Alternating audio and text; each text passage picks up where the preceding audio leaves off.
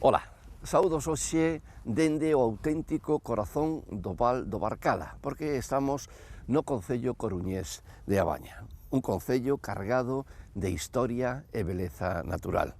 Un concello onde se mestura perfectamente o estilo gótico co románico. É un concello que coñeceron moi ben mesmo o bispo Xelmírez ou a raíña Dona Urraca. Pero, ademais de todo iso que veremos na reportaxe co que imos comezar este programa, ademais de todo iso estamos aquí porque Víctor Barba nos escribe un correo electrónico dende Alicante.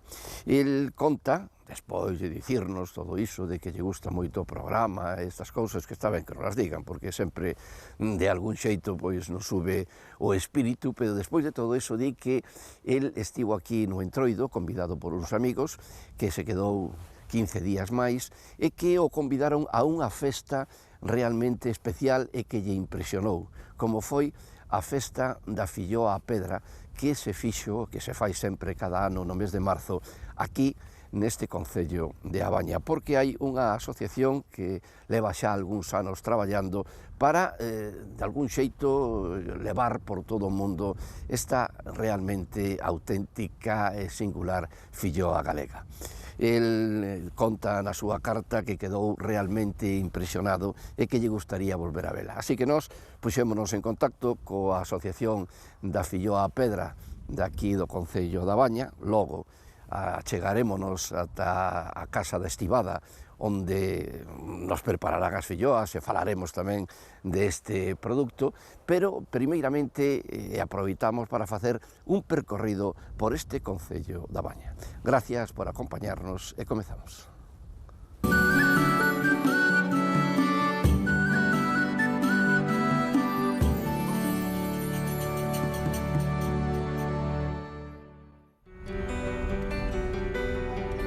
Estas terras de Abaña están percorridas por numerosos regatos que aportan as súas augas aos ríos Barcala, Albariña e Tambre principalmente, e que engaden beleza e fertilidade a este singular recanto de Galicia.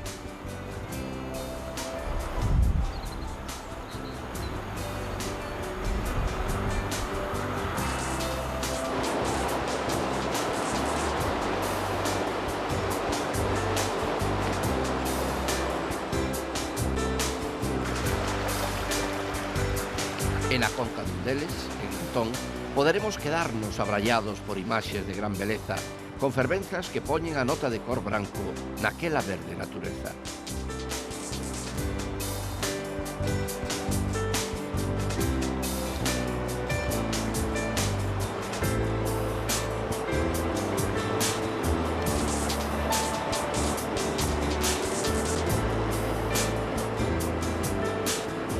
Ríos e vales que son vixiados con detalle polo alto de Santa Mariña, o punto máis elevado do concello. Dice del, segundo as tradicións populares, que orienta as choivas e os ventos. No seu cumio existiu unha ervida, ata finais do século XVII, na que se rendía culto a santa e que foi derrubada no ano 1791.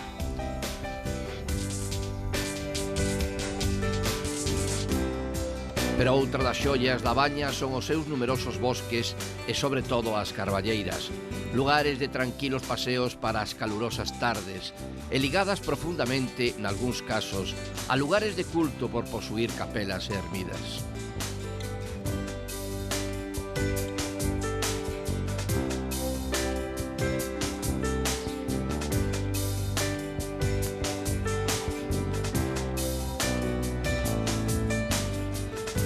E se falamos de carballeiras, non se pode deixar pasar por alto a do Pazo de Cores, situada na parte traseira do mesmo, e onde se atopa unha árbore centenaria, un carballo de interminables polas e indescriptibles formas que ben podería ter uns 300 anos de existencia.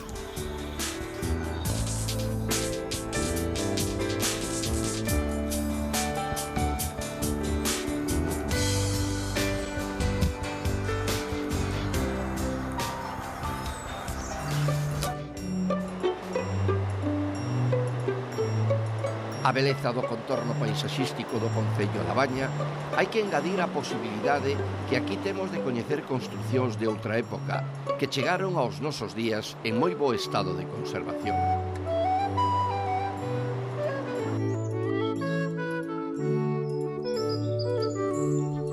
Nesta carballeira de San Cibrán é curiosa a circunstancia de que as campás da súa igrexa parroquial están alonxadas do templo e no máis alto, de tal xeito que os veciños poidan escoitar moito mellor as súas badaladas.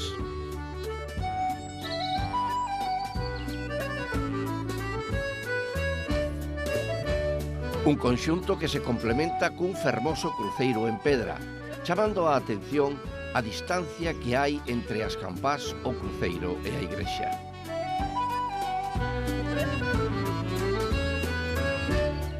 Pero hai neste concello máis igrexas de interese, como é a de San Mamede do Monte, na que se observan diversos estilos arquitectónicos debido ás varias transformacións, sobre todo a partires de 1594, e que van dende o gótico tardío ata o manierista, que se manifesta na capela maior e nos retablos.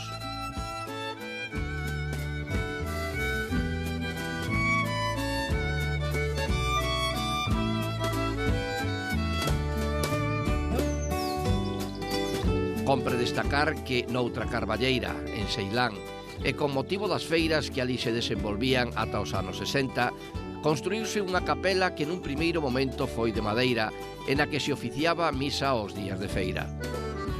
Posteriormente edificouse a existente hoxe en día e dedicada á Virxe Peregrina.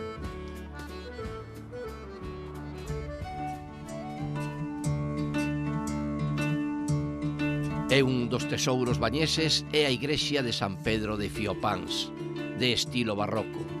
Ten a peculiaridade de posuir un escudo no seu exterior e outros 5 no interior, pegadas da vinculación entre esta parroquia e as familias nobres da época.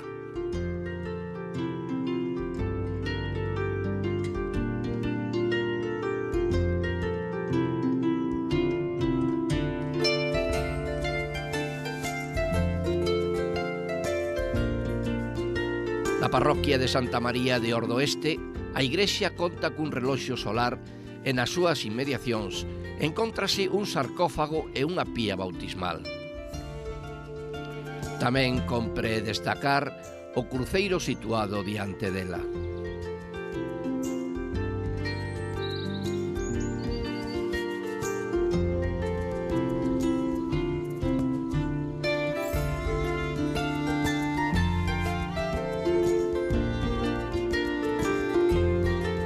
Pero no eido religioso existen outras igrexas a ter en conta de varios estilos, como a de Santa María de Troitosende, tamén cun fermoso cruceiro, o San Xoán da Barcala.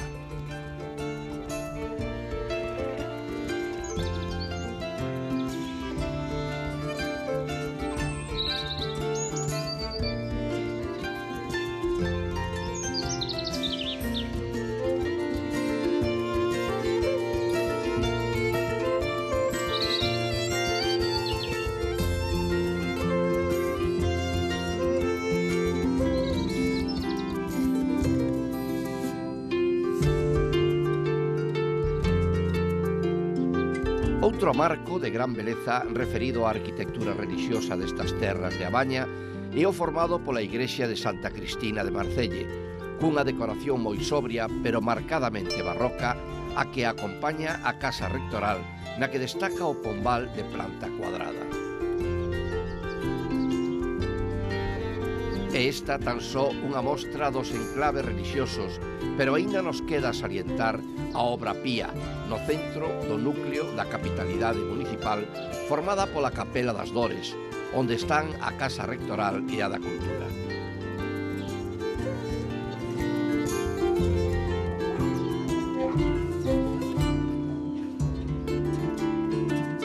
A igrexa parroquial está fora do núcleo urbano.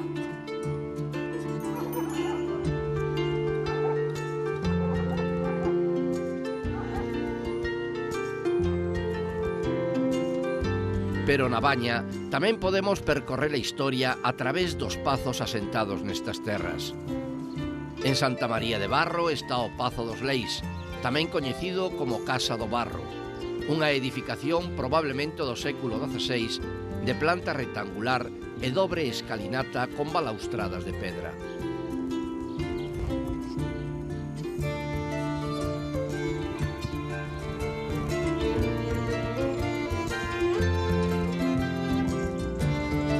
De especial relevancia é tamén o Pazo do Romero, que posúe na parte posterior un pombal e fermosos xardíns.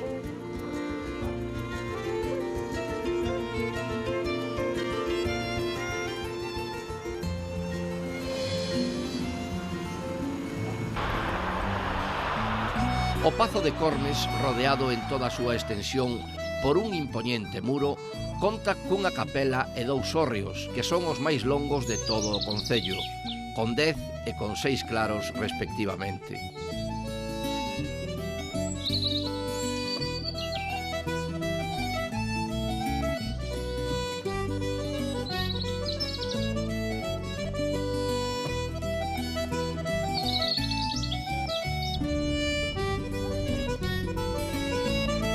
No resto da superficie do municipio distribúense outros, algúns dos cales están construídos en pedra, material empregado tamén en graneiros como este da parroquia de Suevos.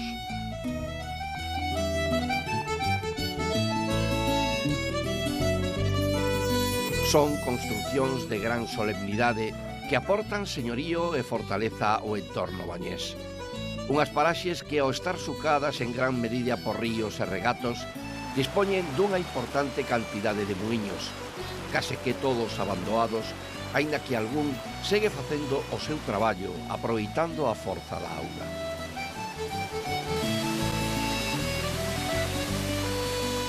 É este un motivo máis que fai obrigado o paso por este concello da Baña.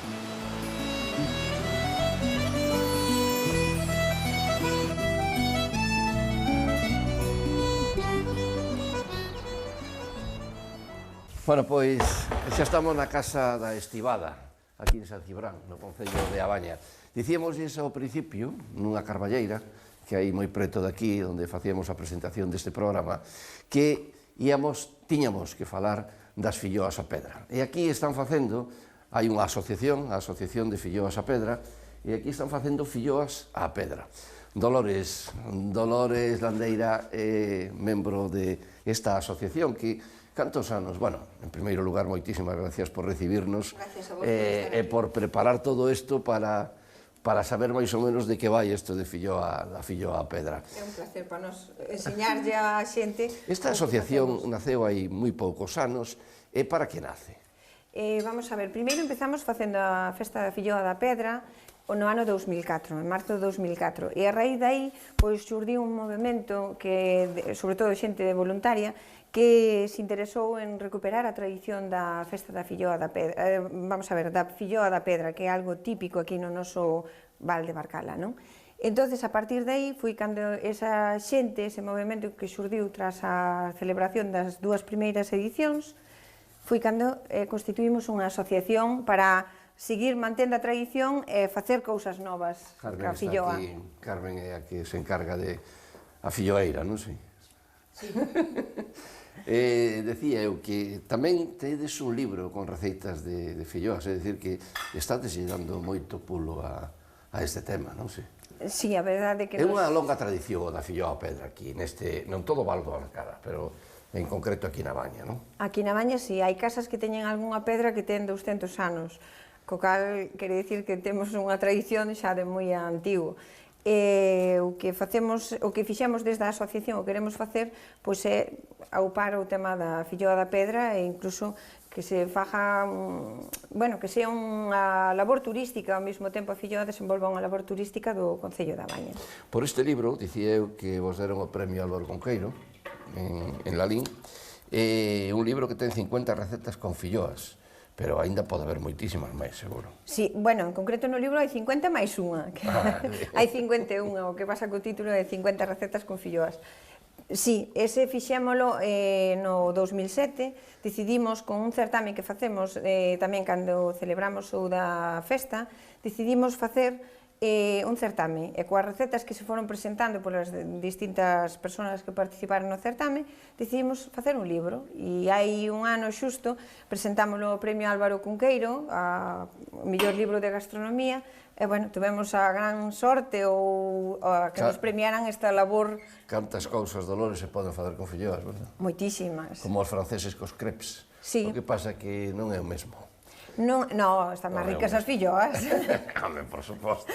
Eso está máis que claro. No, eso por suposto. O que unha cousa das que pretendemos desde a asociación é facer coa filloa, pois, quizá o que os franceses fixeron co crepe, é dicir, sacala pa diante, que sacala do anonimato, porque en toda Galicia se fan filloas. Sí. Pero, sin embargo, é algo que se fan, adícanse festas á filloa, pero non se chegar a facer cousas así como un libro ou mismo participar en eventos importantes. Nos ano pasado estuvemos no Foro Gastronómico en Santiago cos grandes cociñeiros de aquí. De calquera xeito, facer filloas ten que ter o seu aquel tamén, a súa man, o seu toque de cada unha das que fai, e os ingredientes, que estou seguro que tamén son distintos en moitos lugares de Galicia. Sí. Non son os mesmos. Non, que utilizades vos? Nos utilizamos, mira, temos por aquí cousas que os ingredientes que nos utilizamos. Bueno, falta auga, que sí, é claro. Fundamental. De feito, se imos a algún sitio, levamos a auga con nós, que non utilizamos. Non é o mismo a auga da baña que de outro sitio. Que é de outro sitio, sobre todo se é fora de Galicia. Eso chamase facer patria. Que sí. E despois temos por aquí o trigo de aquí do país. Solo collemos trigo de aquí.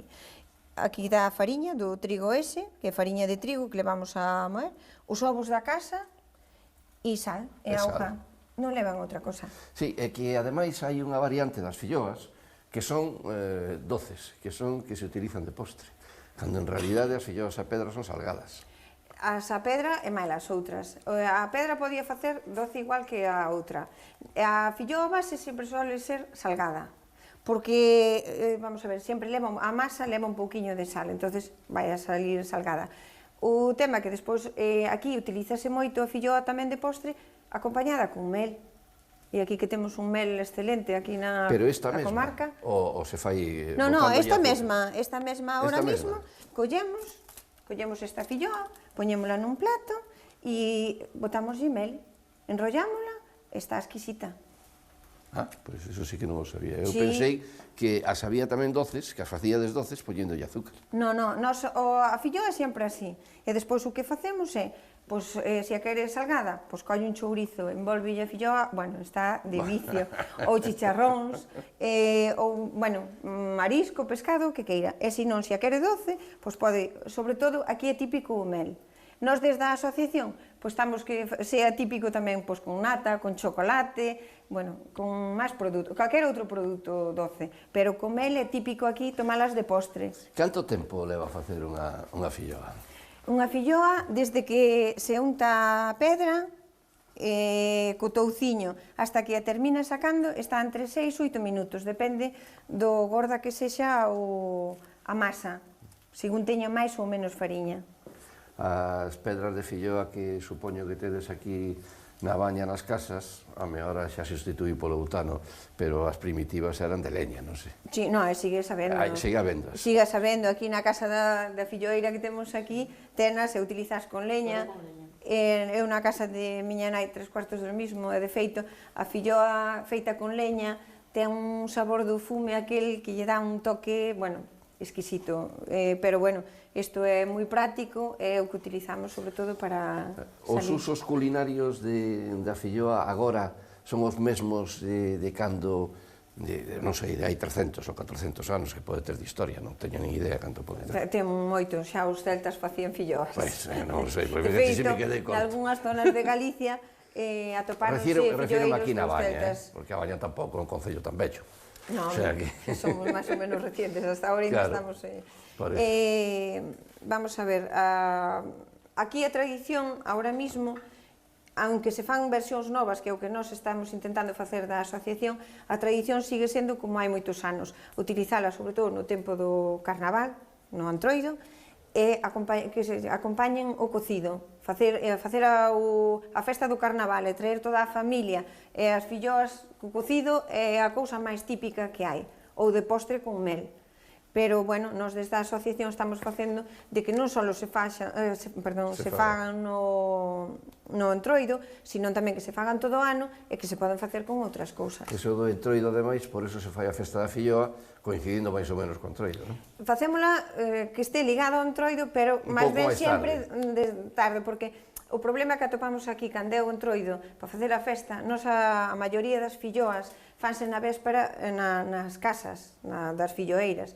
Entón, no Entroido, todo o mundo está facendo pois para a súa xente, para a familia ou para regalos. E entón, que facemos? Facémola despois, que así a xente ten máis tempo para poder colaborar no da filloa. Gracias, Dolores. Gracias a vos. Gracias, Carmen. Estaremos este ano na festa da filloa. Pois coido que paga a pena. Acordádevos, é o 8 de marzo. 8 de marzo. Efectivamente, contamos que esteades todos ali porque vale a pena vir a Baña calquer día, pero o día da festa da filloa ese xa é o día grande.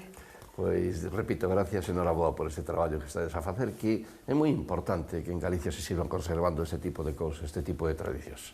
Moi importante é que haxe asociacións como a vos. Moitas gracias. Gracias a vos.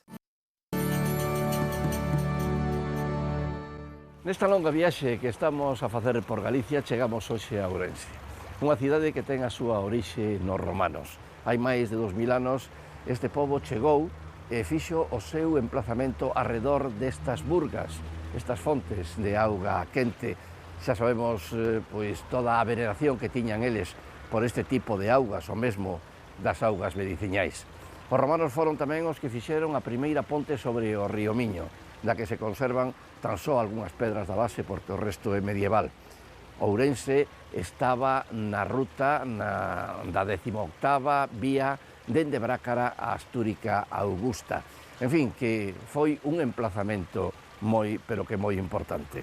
E aparte da súa historia, aquí en Ourense o que podemos é facer unha visita ao seu amplo patrimonio artístico e monumental. Así que, se nos queren acompañar, nos comezamos xa a nosa viaxe.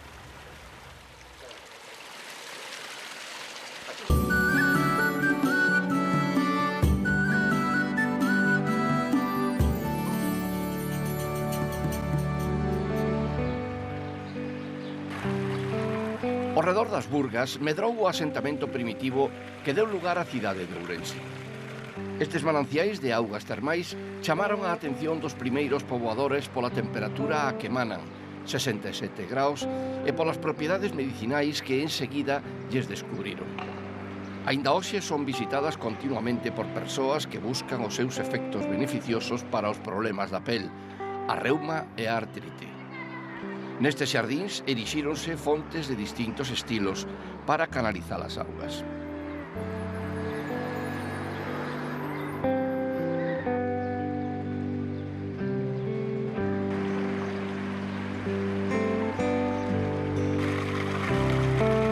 O interese dos romanos pola cultura da auga converteu Ourense nunha das súas prazas fortes, feito que demostran os numerosos restos descubertos en sucesivas excavacións.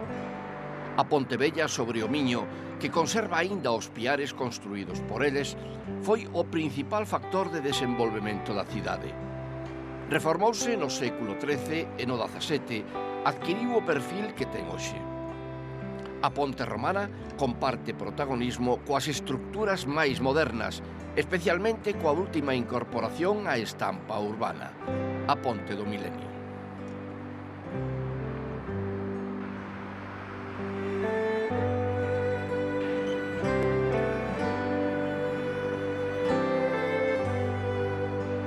Ourense foi tamén centro de goberno da monarquía sueva, pero se algo fomentou o seu despegue foi o papel que desempeñou no medioevo, como sede episcopal.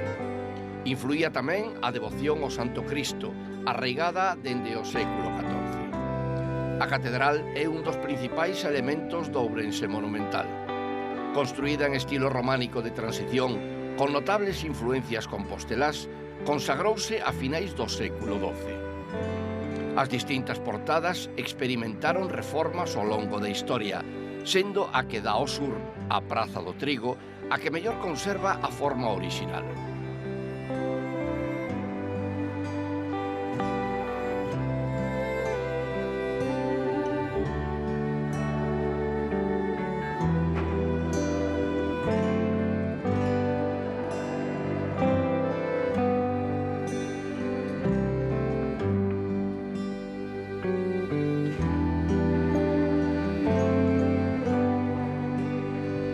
prazas e rúas que rodean o templo manteñen todo o sabor do Ourense medieval. A Praza do Trigo, onde se vendía o gran, está aínda rodeada por soportais e casas fidalgas. As prazas das Damas e da Madalena foron patio de laranxeiras da Catedral e Camposanto.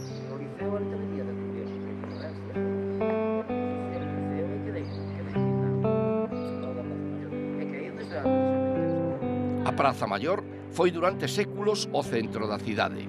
Nela celebrábanse a feira, as festas maiores e todo tipo de actividades lúdicas e culturais, e aínda hoxe continúa sendo un dos lugares nos que se concentra boa parte desta oferta. Ademais do patrimonio monumental, os parques e xardíns son outro dos puntos de interese á hora de facer un percorrido pola cidade. Os xardíns do Posío xa se mencionaban en documentos medievais e convertéronse no século XIX en xardín botánico, un lugar para pasear.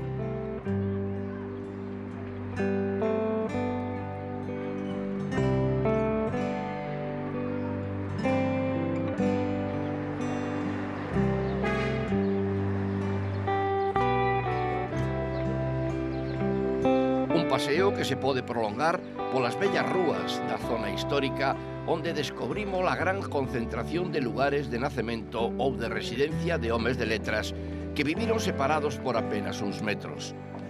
As casas de Xaquín Lourenzo, Vicente Risco e Ramón Otero Pedrallo, mesmo en fronte, e as de Florentino López Cuevillas e Eduardo Blanco Amor, no mesmo contorno da Praza do Ferro.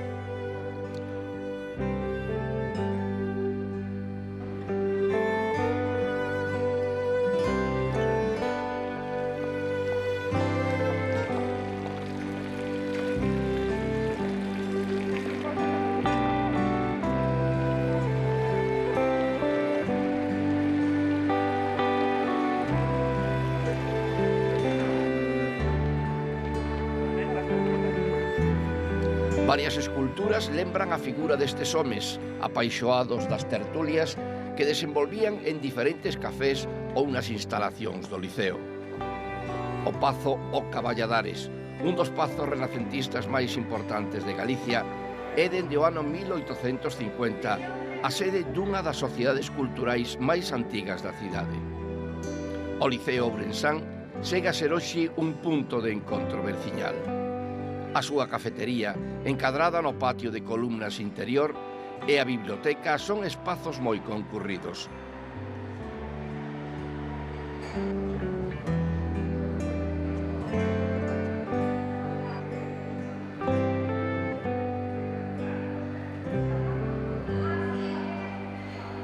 A beleza do lugar outorga engado a calquera actividade que se desenvolva nel. Non é difícil así imaginar neste contorno a eses literatos que marcaron un onte e un despois na vida cultural galega. As cadeiras vacías estiveron noutrora ocupadas por eles, pola súa enriquecedora amizade, polo seu incesante impulso creador de cultura.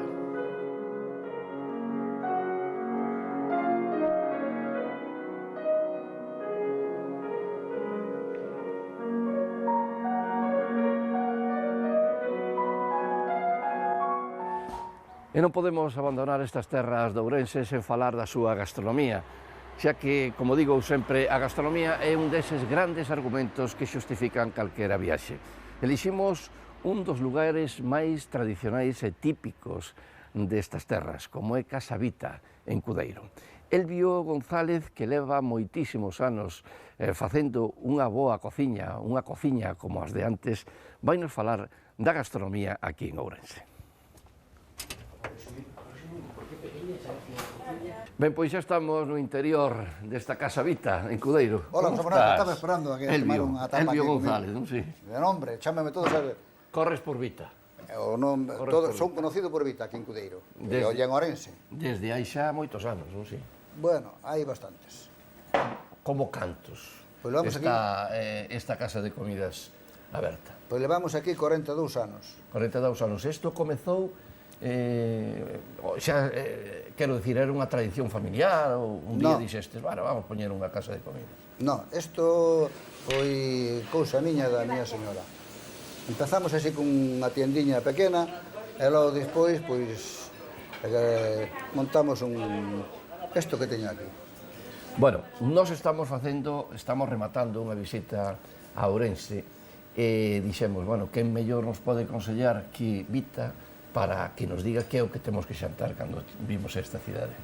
Bueno, pois nesta cidade pois hai moitos produtos que comer que a xente cando ven a Ourense vai contento pola comida que hai. Fanse uns bons cocidos, hai moitos sitios carne asada, hai churrascos, hai uns bons callos e hai un pan buenísimo tamén en Ourense. En varios sitios de Ourense, non só en Cea, non? Non, hai no Cea bo pan. Eu traballo o pan de Gustei, porque é un pan riquísimo que lle gusta aos clientes e quedame máis cerca pois para servirme. Bueno, cando chegamos aquí a Vita, cando chegamos a Cudeiro, que é o que podemos xantar? Pois aquí... Cales son as especialidades? Porque eu vexo moito guiso, moitas cousas deste tipo. Pois aquí hai uns calamares frescos, que son frescos, que un guisos que fai a miña señora aí na cociña, un bacalao guisao, logo tenemos unha variedade de empanadas, que moi gusta moito aos clientes, a empanada de zamburiñas con gambas, logo temos a empanada de congrio e a empanada de carne. E logo despois hai unhos bolos berechos, hai unhas xouviñas, hai variedades para poder degustar aquí.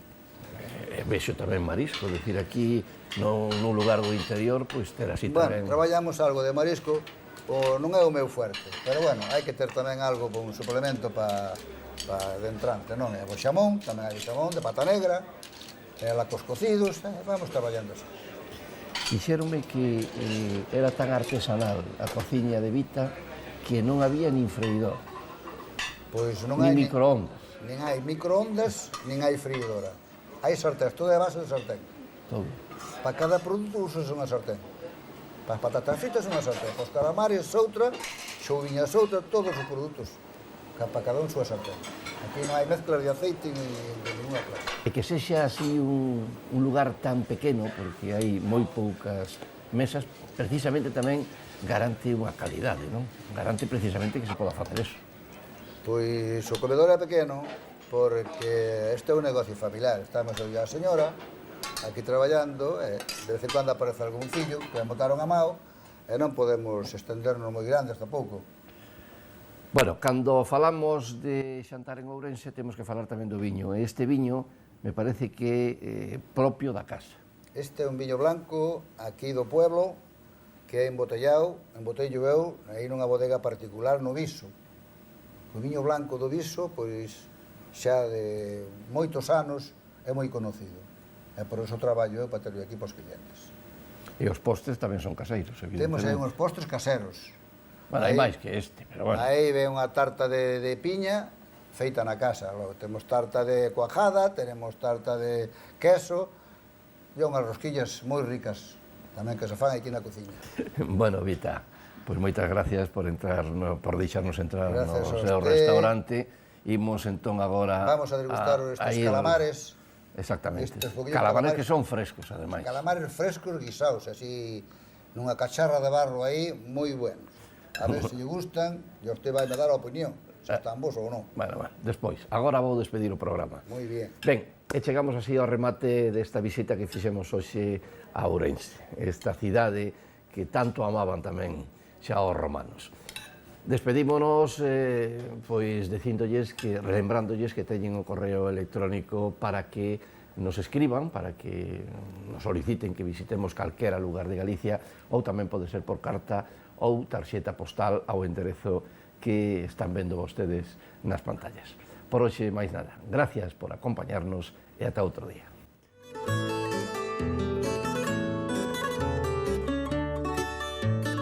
Fillo do vento e da lúa, do meu corpo feiticeiro, que me fixo en lúa chea o amor dun marinheiro.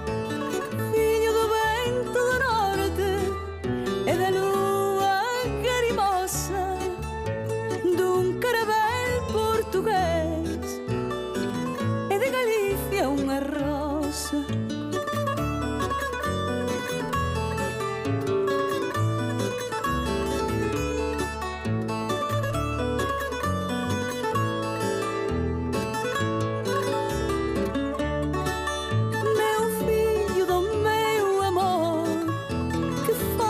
o que eu falaba e sofrimos por decir que era nosa lingua má.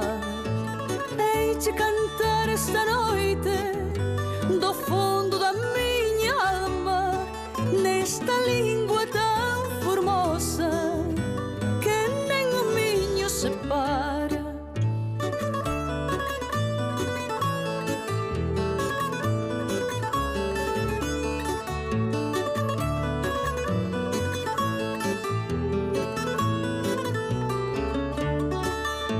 Galego de sentimentos, non esquezas Portugal.